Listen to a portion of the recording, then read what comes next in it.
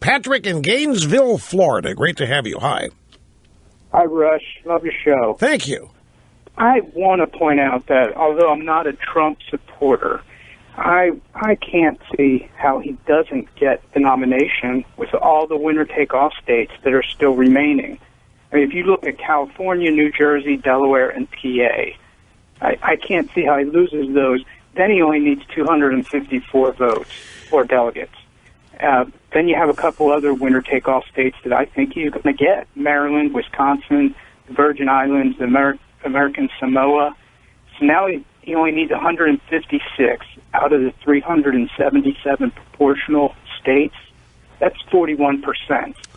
He's getting that, but the pundits are saying he needs 60. So I don't understand their math, but would you agree, based on those states, that he's going to win those? I'll tell you, there's something that interests me more, and I'll get to that just a second here. But I didn't print it because it's charts and graphs which are worthless to me in trying to explain something to you on the radio. But the New York Times has a story, I found it last night, in which, using their math, with their charts and their graphs and the things that you were talking about, remaining states, proportional delegates, congressional delegates, winner take all, they have a formula there where they say that people are wrong. When they say Trump cannot get to 1237, they say he can. They say he can hit the number exactly, according to their formula. But I'll tell you what fascinates me now. This whole thing's taken a new twist now, and I can't tell you how much I resent this Kasich situation of what he's doing, because Kasich is really gumming up the works. Well, now I've got to take a break here. But look, I'll hold you through the break so you can react to it, Patrick. So don't go away. Be patient, folks. We'll be right back after this. Don't go away. And we are back. Rush Limbaugh, your guiding light on the fastest week in media. 800-282-2882. Where'd Patrick go? Did he hang up? Well, okay, it doesn't matter. He brought it up. There's two stories here. The New York Times story on how Trump can get 1237. They still say he can, and it's because Rubio's exit. Rubio's exit leaves Trump with an open path to 1,237. Everybody else is saying he can't get there. Everybody's saying Trump cannot get there now, especially with this with Kasich staying in. But no. And from the article, New York Times, I say it's a lot of charts and graphs which are worthless. How do I describe a chart to you? And I'm not going to hold the damn things up on the ditto cam. But let me read to you what it says. Mr. Trump maintains his current level of support in the remaining races. If he does, he would almost certainly secure the nomination.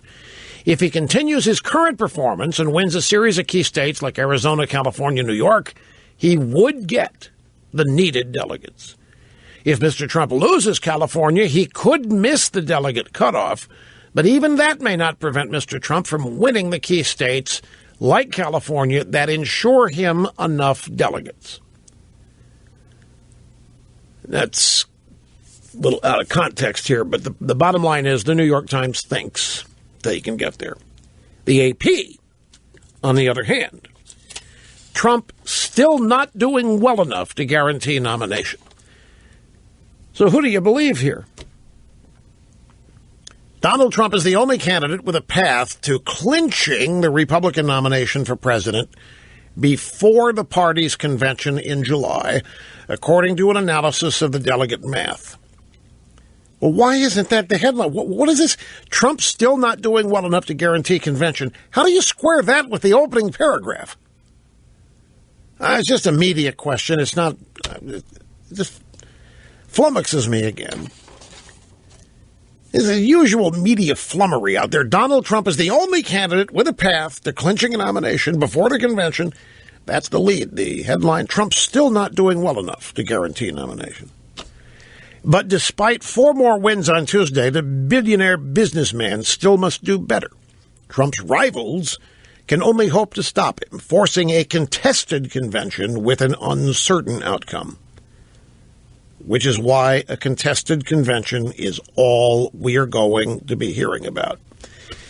Now, I said to Patrick before the break, there's something else about this now. There's a new twist to this that is fascinating to me. And Kasich has gummed it up.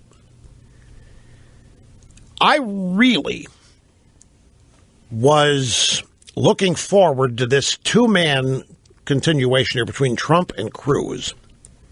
Now, I wanted to see. We've had Trump anywhere from state to state. Look, I don't have the exact numbers, and I'm not going to talk about this 50% business because that's, I think, a distraction. Because Trump's been winning. I don't care what the 50% because there have been a lot of people in the race. However, he's been winning 35, 40%. But throughout this, whether it's been 17 candidates or 4, there's always been more Republicans voting in primaries for people other than Trump. You want to talk about math, that is some math. Before you put personalities into it. On the one hand, you've got Trump and his solid support, 35%, let's say 40%. But when you add Cruz and Kasich and Rubio, and then who was Carson, and then no matter how many, down to those final 4, including all the other 17, there was a greater number of Republican primary votes, particularly in closed states where Democrats couldn't cross over, who were voting for candidates who were not Trump. And I know the Cruz campaign has been so eager. They have been looking so forward to this moment. They were hoping it would come earlier. They were hoping candidates would drop out earlier, like Carson. But it didn't happen. But when they wished it would, but it has happened except for Kasich. So we still don't have the two-man race. We're still going to have the anti-Trump vote diluted. And it's, by the way, I'm not concluding that all of the anti-Trump vote would go to Cruz. That's what I wanted to see. I wanted to see how much of it would. I was really hoping to see that. And we're not going to see it with Kasich staying in the race, and Kasich's not going anywhere. Because this whole thing, all of this has become about him now. In his mind, all of this is about him. You go back to his acceptance speech, it was all about how remarkable a path to all this he has taken. What a remarkable career he's had. What a remarkable and unique life he has led. And it's taught him to tell all of his supporters, there's only one of you. You're special. There's nobody like you. And there'll never, ever be anybody else like you. And your mission here is to take what that uniqueness is and go make something out of it, which sounds good, but in his case, he's saying it so that you'll think of him that way. Some people are just, you know them, self-focused, self-importance. It's deep here with Governor Kasich. I mean, the confetti launch. Did you see that? The confetti guns, and he's talking about, and we'll go on and win these other states. I will be elected president. And you might say, well, Russ, that's what all candidates say. You got to talk positive like that. Well, yeah, but I mean, you can't be delusional. You can say it, but if you really mean it or think it, then there might be problems. But for all of you anti-Trumpers, there was going to be one way of finding out if the anti-Trump sentiment was a majority. I guess you still might say that it is. Let's say the combo of Cruz and Kasich still in some states is larger than Trump. It's not going to be the case in every state. And I know that some of this doesn't matter in delegate apportionment because there are winner-take-all states. So that, for example, in Missouri, they still haven't called Missouri. And I'll tell you why.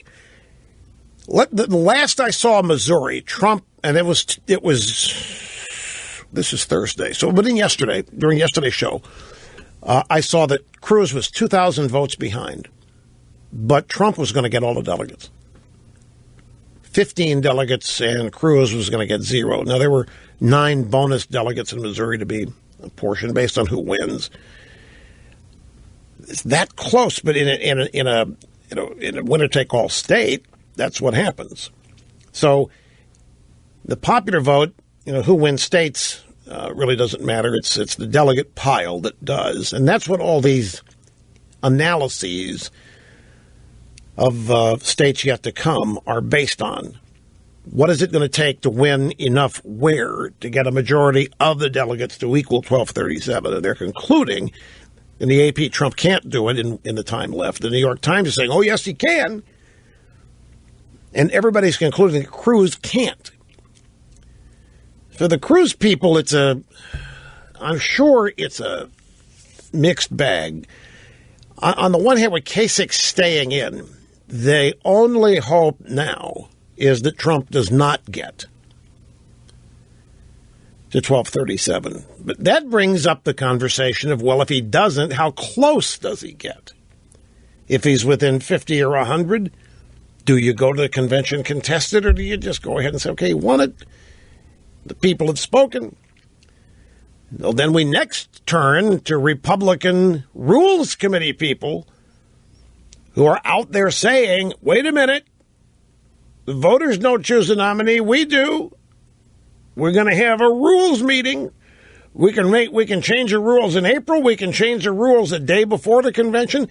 And I know if you watch enough TV, you're seeing enough people say that that's all a pipe dream, that by the time we get there, all these people talking about a contested convention will have backed down, and they'll realize they can't take it away from Trump for a whole host of reasons. I do not believe that. I do not believe this party is going to concede this without some kind of protracted, intense fight over it. Just my humble opinion. You've got like the owners of the Diamondbacks out there and the owners of the Cubs. I mean, these are big donors and so forth, and they're saying, no way, no how, Trump. How do you unify that? Then you got these guys out there promising to have a meeting today to come up with maybe going third party, then choosing a candidate. It's pretty late for that. You got signatures, get on the ballot, find somebody. But there's a whole potload of people here that are making it very clear they're making it so clear. How do they walk back their refusal to unify behind Trump? The Diamondbacks people, the Cubs people, how do they walk it back? I mean, you got the Diamondbacks people. We are willing to lose 100,000 fans by publicly stating we abhor Trump.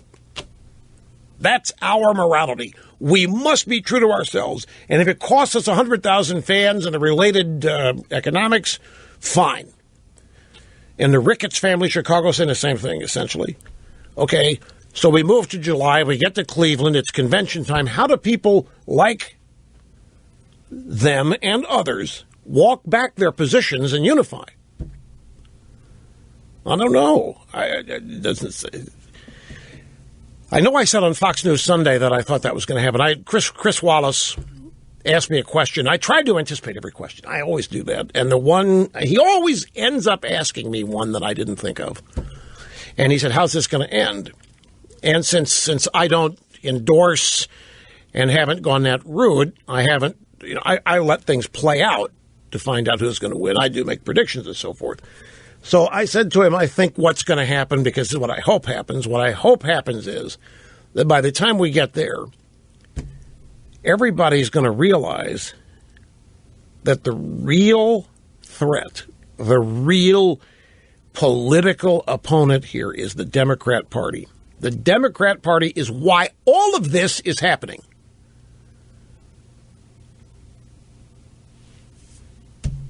No, I'm not absolving the Republican establishment. Don't misunderstand. But the Democrat Party has been running this country. The Democrat Party, the Democrat Party and its social programs and its cultural rot, cultural invasion, everything else going, the Democrat Party is why this country is in its dire straits. The country is where it is because the Democrats want it to be here. They want to transform this country. They do not like this country the way it was founded. And Obama epitomizes it. So you got Supreme Court nominees. That's just part of it. Yeah, that's big. But we don't need a third Obama administration and then a fourth. So I always thought that at that point somebody would realize, enough people would realize, that the real objective here is to beat Democrats, which is my objective, folks. I answer the question again. Whatever, however we beat the Democrats is what I'm for, as opposed to investing in various candidates or personalities. What I think the task is much larger and beyond a single candidate. But a presidential candidate is a person and a set of policies and issues and so forth everybody can coalesce around to advance that objective, which is defeating Democrats. I think the Democrat Party is the most destructive force in the country today. I don't think the Republicans are. The Republicans, as we all know, have enabled this by not attempting to stop any of it. And yeah, there may be individual Republicans, moderate liberal Republicans who support it. But in general, the indictment against the Republicans is they've let it happen while promising during campaigns that they would not. Anyway, take a break and be back and continue after this.